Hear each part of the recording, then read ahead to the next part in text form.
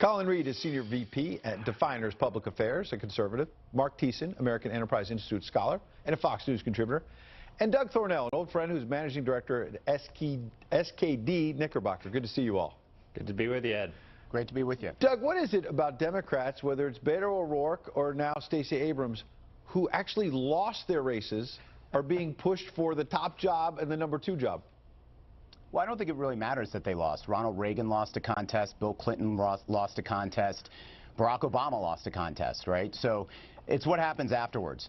Now, look, I think that every candidate here in this race and every campaign, as all of us know, is looking for an edge to win the nomination, an edge to win the general, right? And if Biden's folks believe that putting him or pairing him with Stacey Abrams gives him that edge to win both the nomination and win the general, I think it makes sense. There are some practical reasons why it also makes sense. It allows Joe Biden and his team to cover more ground.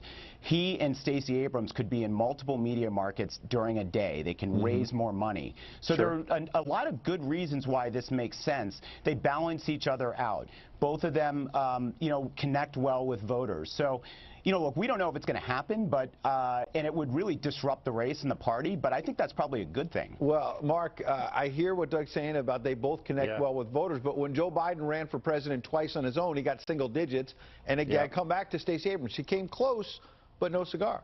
Yeah, so the most important job that a presidential candidate makes, especially if they get the nomination, is to pick the vice president, because the vice president is a heartbeat away from the presidency. They have to be ready to step in to become commander-in-chief on a moment's notice. And Joe Biden will be 77 years old the day he takes office if he's elected. That's older. That's the same age that Ronald Reagan was when he left office. So his vice presidential choice is going to be really scrutinized. So you need to have somebody who is qualified to be commander-in-chief on day one. Stacey Abrams is completely unqualified to be commander-in-chief of the United States. Why do you say that?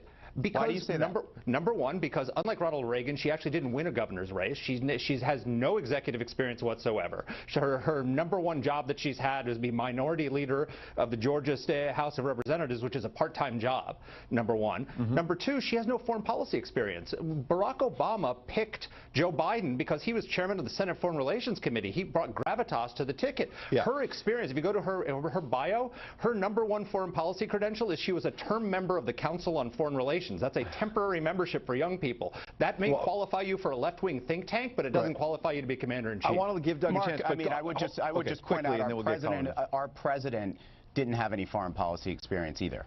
Right. He had built a corporation, international corporation. He was a successful business executive. But no, That's but he had foreign policy experience.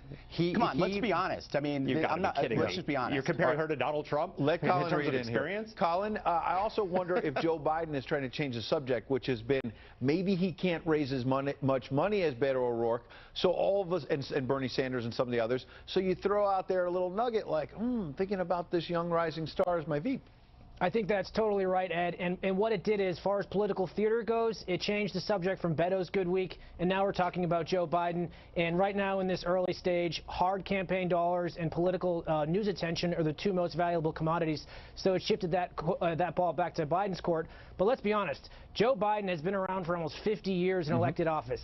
He came to the Senate before Watergate. He is not made for this moment, and neither in a Democratic primary nor a general election. And as soon as he gets in, that's going to be the best day of his campaign, and it's all downhill from there. Doug, I want to get back to what I teased before about identity politics. What about the fact that we keep hearing, well, Joe Biden had a problem with how he questioned a black woman in Anita Hill, and that maybe he needs to balance things out by picking a black woman. Is that identity politics? Is that really about picking the best available person, or is it about checking some sort of a box to get the left on board? I don't think Stacey Abrams is checking a box.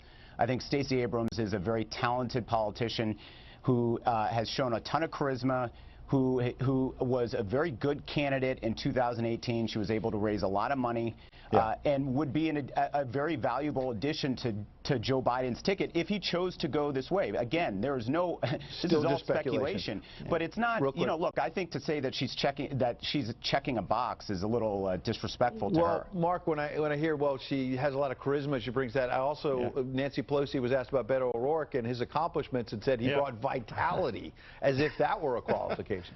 Well, I mean, at least Beto O'Rourke served on the House Armed Services Committee. He's got some experience, at least.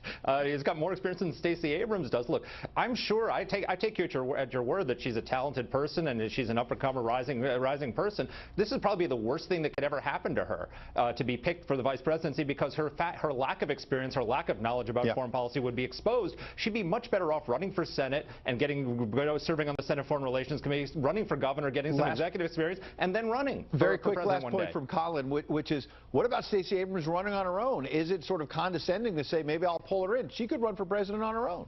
Yeah, maybe she doesn't want to be attached to all of Joe Biden's baggage because she'll be attached to a losing ship. Who knows, you know? So she could just jump in on her own and make a go of it herself.